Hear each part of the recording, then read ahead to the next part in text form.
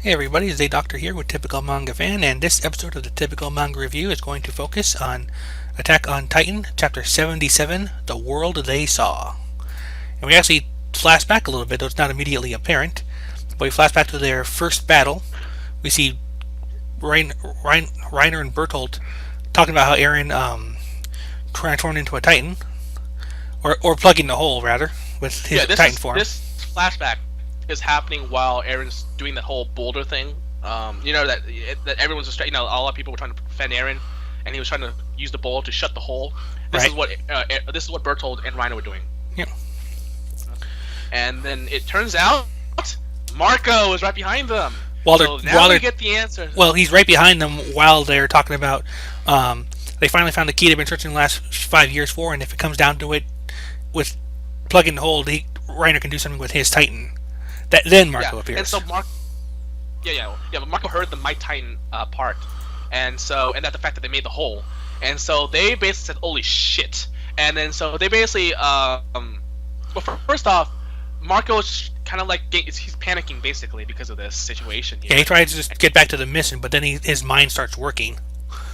And so Reiner's like, no, he knows about this, and so he basically knocks Marco down, and then they disable him, and then that's when Annie comes in, and she's like she's actually kind of distraught, unsettled, very distraught, and so they basically tell her like what's going on, and then Annie's the one who's feeling guilty of it all because he's like, she's pissed off at the fact that this is happening. Yeah. And so they basically said, okay, well, there's a Titan coming. We gotta take away his maneuvering gear, and basically they're gonna leave him to die. Yep. And also, the Reiner points out that Annie risked her life to save Connie, which is like, why would you do that? Yeah, why would you put yourself in that kind of danger? And this is one thing that starts to kind of add to the myth of this whole thing here, add to the story here. Like, have you started to feel compassion for this evil race? Prove me wrong right here. Like, if you claim that, and he's calling them an evil race, and later on, I think someone calls the people behind the walls defiled.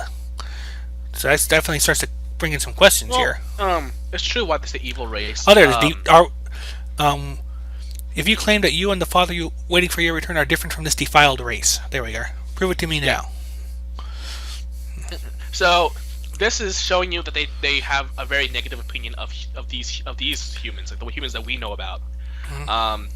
I don't know. Maybe is this something that the Rice King did? The king did. The first king did a long time ago. Very probably because they don't have that memory issues. So maybe they remember something that the humans did that was so bad, and maybe that's the whatever thing they did was maybe the why the king felt guilty and decided to keep them in. Yeah. But anyway, so Annie decides to take the moving her out, and she's like, and Marco's just like losing. He's like, why? And you can see Annie just getting even more and more distraught. And then Reiner's just like, this is what we have to do as warriors, and good job. Yep. And so they just watch Marco get eaten. Yeah, pretty much. They leave him to die. And you can see that's how half of his face just like went away. You see Annie's crying like crazy. Even Reiner and Bertolt are kind of unsettled, but and I think Reiner just kind of realized what he did at the very last minute. He's like, he's being eaten. It only just then hits him. And so we flash forward, but we're still flashed back, just a little further up, with Reiner and Bertolt talking to the human beast Titan. And it's like, he's basically assuring them that Annie is not in danger or not being tortured, because as he points out, with their abilities, it just takes a single injury to take care of just about any situation. So, plus it's Annie, so they can handle whatever comes up. She's probably in there somewhere practicing her kicks. So they have no idea what actually happened to her. But it's like, we knew already, but still.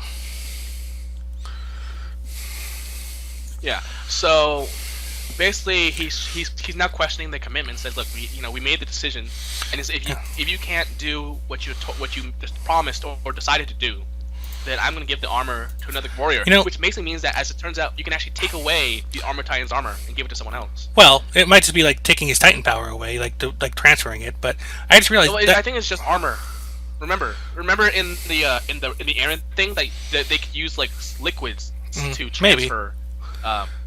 Assuming I give armor. One thing that occurred to me though, like kind of rereading this before the review, is the way they're talking. I think this is happening right after we saw them fighting. Because remember a while back we saw that they had just been beaten up by the Beast Titan. Yeah. I think this is like right after Yeah. that, or not long after that, Okay. because like they're at the campsite, they're on top of the wall. So Yeah. Um, so so basically, he just wants. The thing is, I think what he's realizing is that Bertold and Reiner are starting to kind of sympathize with the humans because they've obviously become friends with some of them. So the Ape Titan's like, no, you know, you have to do the job and get the coordinate. You know. yeah, like they basically at this point The word, Bertold just wants to end it. and essentially, but I want to point out that the Ape Titan said, "Cursed history." I wonder why he said cursed history. So again, we're starting to get like little hints about how they see the situation. Yeah.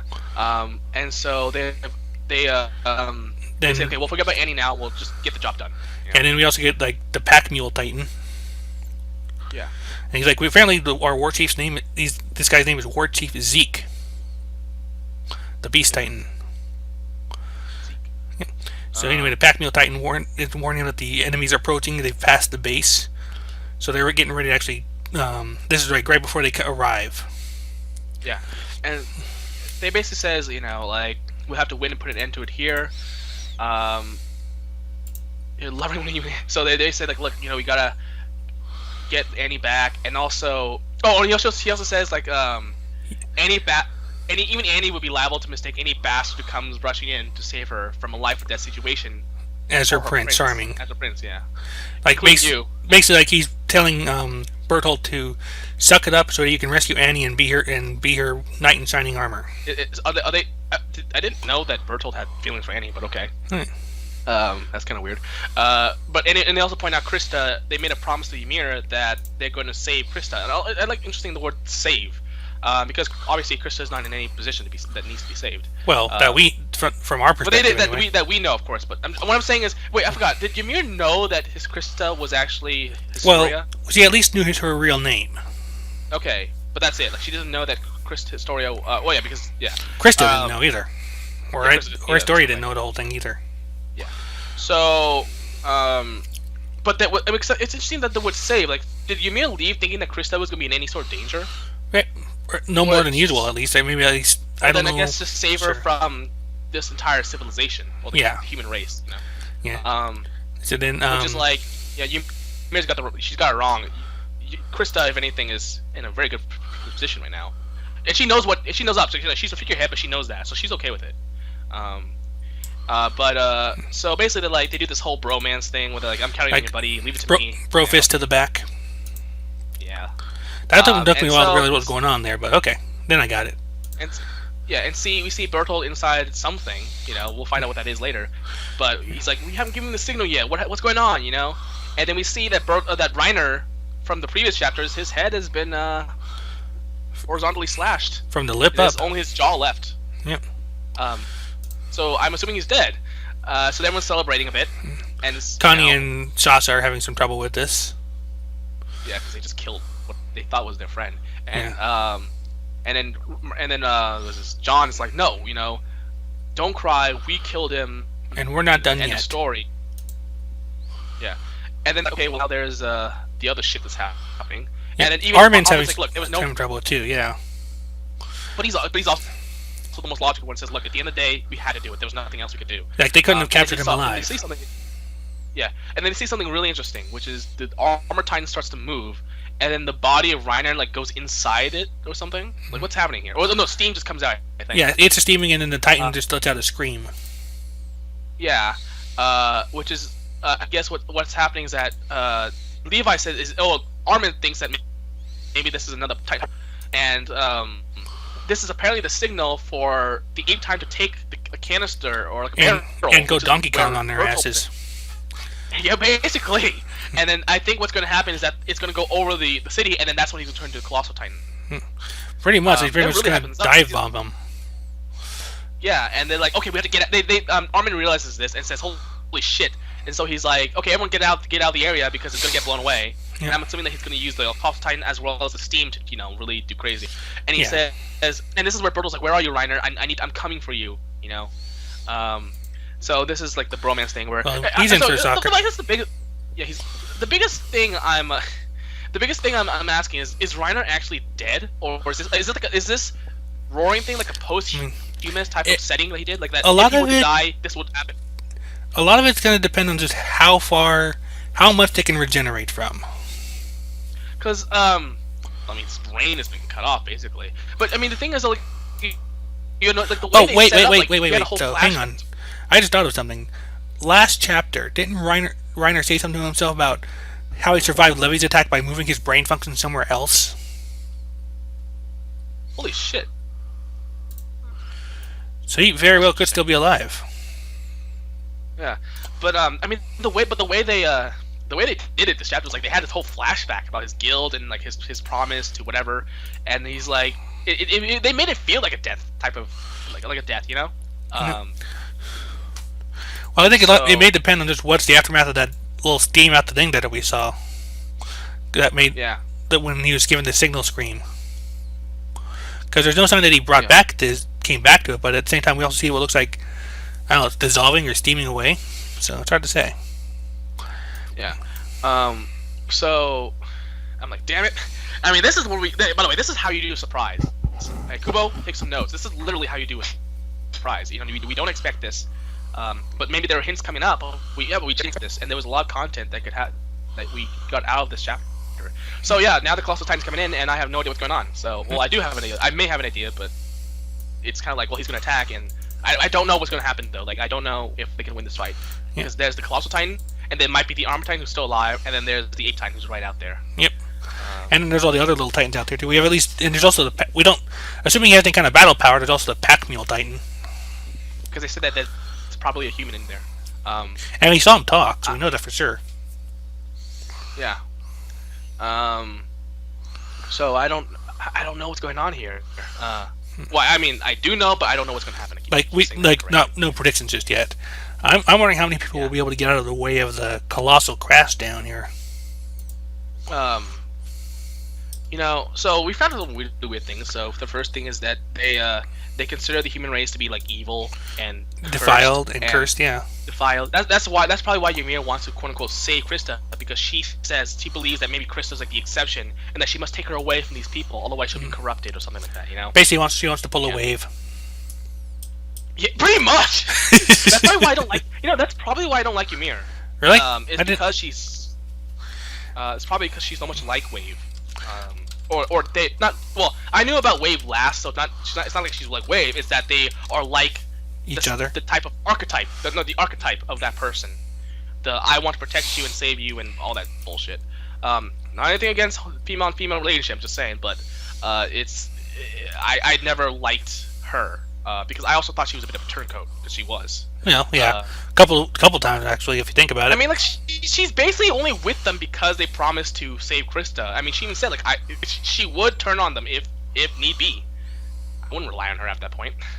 And I also just liked how Krista was always just going with the flow, and I never liked that. Now that I like the fact that she's very affirmative, is that the right word? In what she's doing. I like the way Chris is going, but I kind of wish Ymir would find out that Historia isn't a place where she's happy. Yeah, and then see how she reacts to that, because that's probably going to cause some drama right there. Well, yeah, she's not just happy in this evil defied race. She's the queen, maybe just a figurehead, but still in a position of high power and all that. So this might. I like to see how Ymir would react to that. But yeah, I mean, I've always hated the characters who would kill my favorite characters for love, like afraid that Wave might kill Leon or something like that, or I'm afraid that Ymir might kill Mikasa or Sasha. I honestly couldn't give a shit about anyone else. Or Hanj. Besides those three, I don't really care about anyone else. Not interesting. They're all female. Weird. I guess my favorite characters are female for some reason. That seems to be a trend with you, actually. Yeah, I must be sexist. I'm totally sexist. That's the proof right there. You jerk.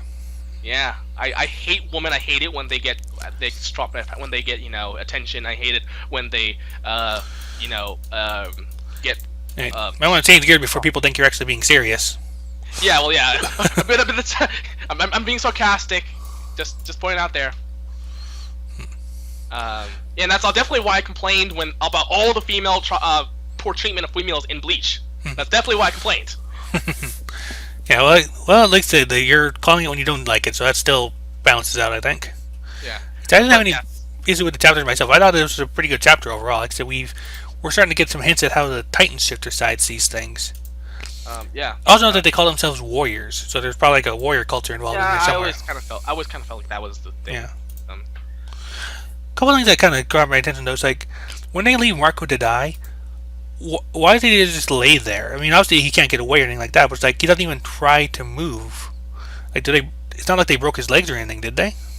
They took away his moving gear, which means he couldn't go anywhere really. Well, yeah, he could at least sit up or stand up. Well, no, keep in mind that he was still in shock. Yeah, true. Because he's just he just lays there. I don't think they did anything to his legs. Also, second little funny thing on here, at the end of the flashback where the Beast Titan and Reiner and Broto toast, they have their little toast. Hot. Yeah, you saw it. Okay, yeah, they come up there before. So there's obviously have a friendship going on here. It's not Yeah, or like at least the Beast Titan's pretty casual about all this. Yeah. Maybe and at the end of the day we don't know what they're what's going on, but they do have a very poor image of humans of these humans because I don't know what we can call them. Of the humans behind the walls. Yeah, and so but I mean at the same time it's not like most of these guys are ignorant of what's going on. So the only people who you can really blame are the king's family, and even then only one of them really knows what's going on. Yeah, because everyone else here at least has the excuse of ignorance. So I don't know what makes them. Because do they still hold a grudge for maybe what the ancestors did, and they believe like you're the sins of the father type of thing? Maybe it may also be possible they don't realize people's memories are affected by this. Yeah. How would they know? Remember that Reiner and Berthold and Manny have been undercover, so they know what's going on. They know. Well, they don't necessarily know everything that's going on. They just know that they don't want to expose their cover.